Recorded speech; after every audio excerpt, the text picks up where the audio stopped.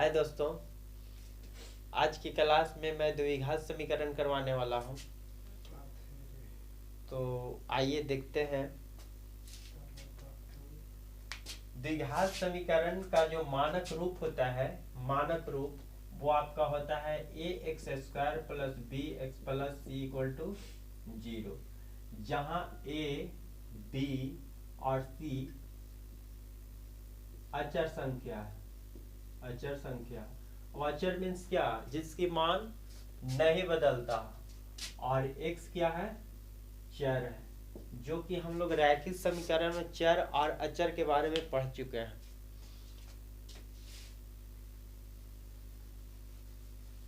अब देखिए द्विघात समीकरण में कैसे सवाल पूछा जाता है। पहला तो आपको पूछा जाएगा कि ये पहचानिए कि यह द्विघात समीकरण है या नहीं है। तो रैखिक समीकरण इससे पहले हम पढ़ चुके हैं, तो उसमें उसका जो फॉर्मेट होता है ax plus b y plus c equal to 0।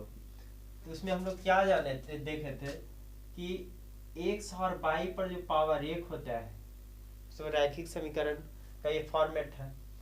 पर द्विघात समीकरण में आपको क्या होता है कि इस पर पावर आपका 2 रहेगा, एक पर पावर 2 रहेगा, एक पर पावर 1 रहेगा और प्लस एक c कांस्टेंट रहेगा। तो इसे हम द्विघात समीकरण कहते हैं। अब देखिए इसमें पहचान, इसमें द्विघात समीकरण कौन है तो पहचान कीजिए। तो देखिए x पर पावर 2 है और देखिए x पर पावर यहाँ 1 है, कुछ नहीं तो 1 रहता है। और देखिए इस फॉर्मेट पर आ रहा है, यहाँ a का मान, यहाँ a का मान 1 है, a इक्वल टू 1, यहाँ v इक्वल टू 4 और यहाँ c इक्वल टू 6। तो ये द्विघात समीकरण क्या है? अब देखिए सेकंड नंबर में क्या ये द्विघात समीकरण है या नहीं है। तो अब देखिए यहाँ x पर पावर स्क्वायर है, तो ऐसा देखने से लग रहा है कि द्विघात समीकरण है। पर आगे देखते हैं, फिर देखिए x पर पावर 1 है, तो अभी भी लग रहा है।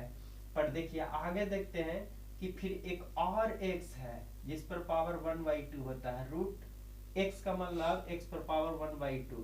तो देखिए इससे ये क्या हुआ, कट गया। एक x पर पावर 1 रहना चाहिए, x पर पावर स्क्वायर रहना चाहिए, वो द्विघात समीकरण होगा, अन्यथा नहीं होगा। तो ये आपका रॉन्ग रहा। अब देखिए तीसरे नंबर में बोल रहा है क्या ये द्विघात समीकरण है। तो द्विघात समीकरण का देखिए फॉर्मेट फॉलो कर रहा है, एक स्क्वायर होना चाहिए, ये गलत है। आपका 4 में देखिए इस टाइप का सवाल ज्यादातर का पूछा जाता है।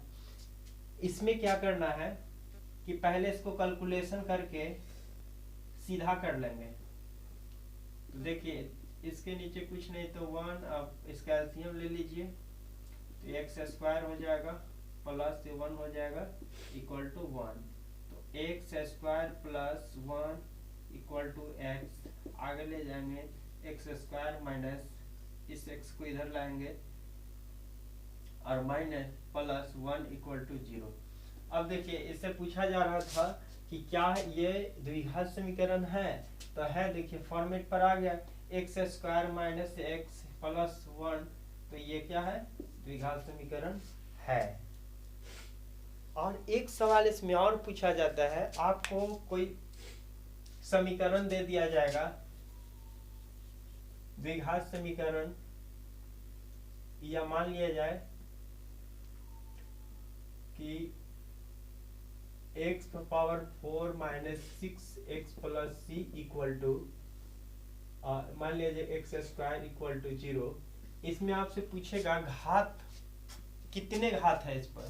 तो जो मैक्सिमम घात होगा वही आपका आंसर होगा। जैसे में इस पर 4 है, आपसे पूछ दे X square plus bx plus c equal to 0, इसमें पूछेगा कि आप इसका घात बताइए समीकरण का। तो मैक्सिमम जो घात होगा वही आपका आंसर रहेगा जी। इसमें घात भी पूछा जाता है। तो चलिए आगे देखते हैं। द्विघात सूत्र, इसे बोलते हैं विभक्तर। d equal to b square minus 4ac से इंग्लिश में डिस्क्रिमिनांट बोलते हैं, डिस्क्रिमिनांट।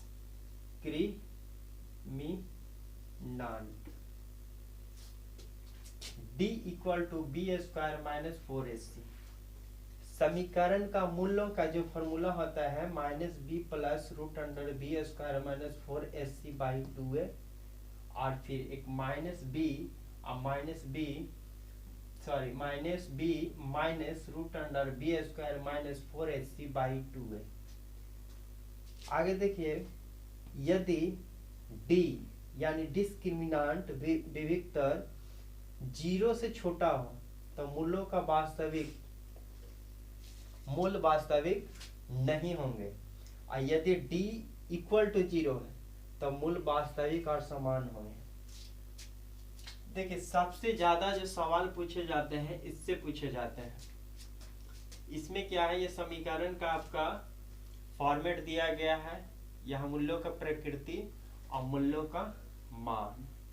तो आइए देखते हैं, यहाँ यदि d विविक्तर का मान 0 से बड़ा हो, विविक्तर d का मान 0 से बड़ा हो तो वास्तविक एवं भिन्न होगा। मूल्यों का प्रकृति क्या होगा, वास्तविक एवं भिन्न होगा, और उसका जो मान होगा आपका ये फॉर्मूला रहा है जी। यदि d डिस्क्रिमिनांट विविक्तर 0 के बराबर आ गया तो आपका इसका प्रकृति जो होगा वास्तविक एवं समान होंगे, और जो इसका मूल्यों का मान होगा आपका ये रहा minus b by 2a minus b by 2a। और यदि विविक्तर पूर्ण वर्ग तथा इतना एक प्रमेय हो तो इस केस में मूलों का जो प्रकृति होगा दोनों मूल प्रमेय होंगे, और उसका जो फॉर्मूला होगा मान होगा ये होगा। अब देखिए, यदि d 0 से छोटा हो, विविक्तर 0 से छोटा हो तो इसका कोई भी वास्तविक मूल्य नहीं होंगे, कोई भी वास्तविक मूल्य नहीं होंगे, यानी नेगेटिव में जब आएगा विविक्तर तो उसका कोई वास्तविक मूल्य नहीं होंगे, ये प्रकृति इसका है, और इसका जो मूल्यों का मान होगा कोई भी वास्तविक मूल्य नहीं होंगे। तो इस पर देखिए कुछ उदाहरण देखेंगे। पहला जो उदाहरण है आपका 3x square plus 2x minus 1 equal to 0। अब देखिए, इसमें ये बताया जा रहा है, पूछा जा रहा है कि ये बताइए कि इसका प्रकृति क्या है। तो प्रकृति आपसे पूछा जाएगा तो प्रकृति d निकाल लेंगे। d इक्वल टू क्या जानते हैं, बी स्क्वायर माइनस 4ac। अब देखिए, इसमें a का मान कितना है तो 3, b का मान 2 और c का मान माइनस, चलिए साइड में लिख लेते हैं इसे। इसमें a का मान आपका रहा 3, b का 2 और c का, ये माइनस साइन के साथ लिखेंगे यदि माइनस रहा तो माइनस 1। अब देखिए, इसमें पुट कर दीजिए b का मान तो 2 का स्क्वायर माइनस 4 इंटू a का मान 3, c का मान माइनस 1। तो ये देखते ये हो जाएगा 4, ये हो जाएगा 4 तिया 12 गुने minus 1, 4 minus minus plus 12 equal to 16।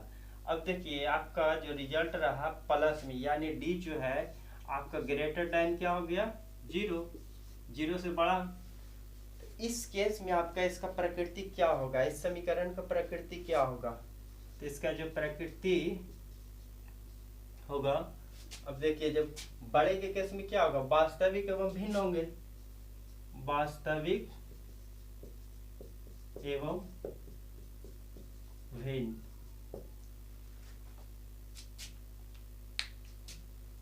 और यदि इसका मूल निकालना रहे तो इस फॉर्मूला से आप निकाल सकते हैं, नहीं तो द्विघात समीकरण को जैसे हल करते हैं उससे आप मूल्य का वैल्यू निकाल सकते हैं।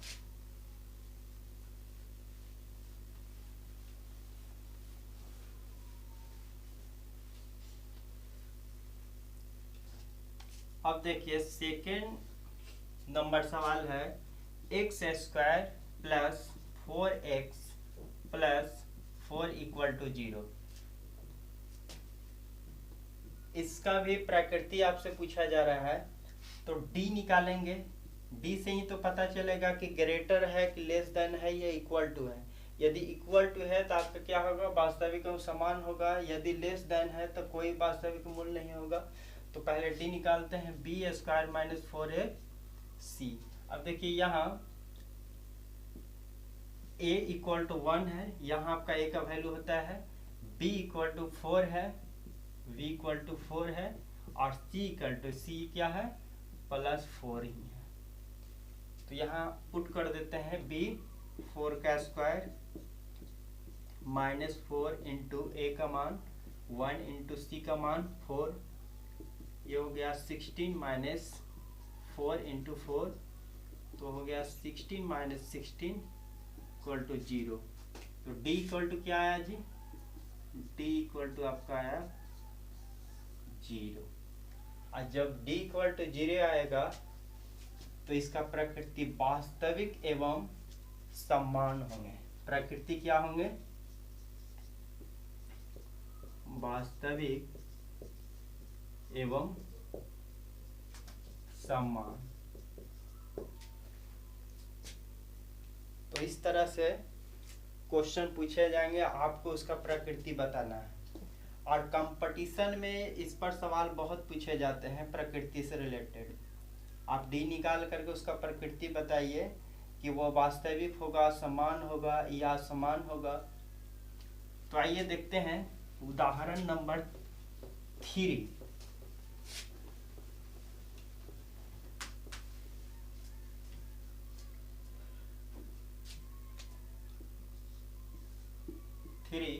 थ्री में दिया गया है 2x square minus 3x plus 5 equal to 0।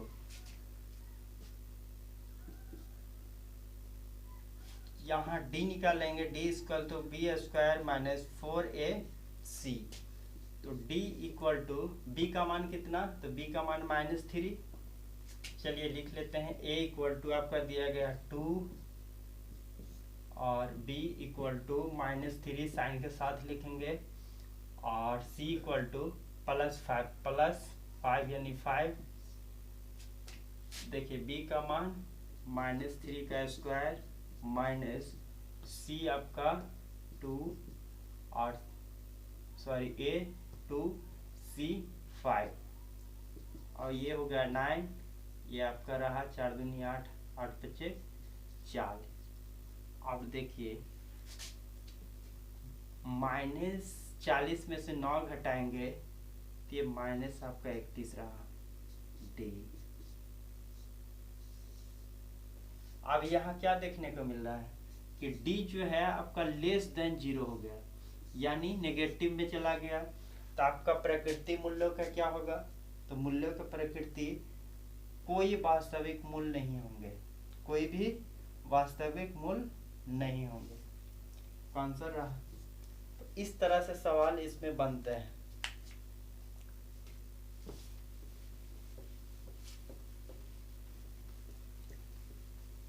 और मैं एक चीज बता देना चाहता हूँ कि कुछ लोग कहते हैं कमेंट में कि सर आप लिख कर ही क्यों नहीं पढ़ाते हैं, बोर्ड पर पहले क्यों लिख देते हैं।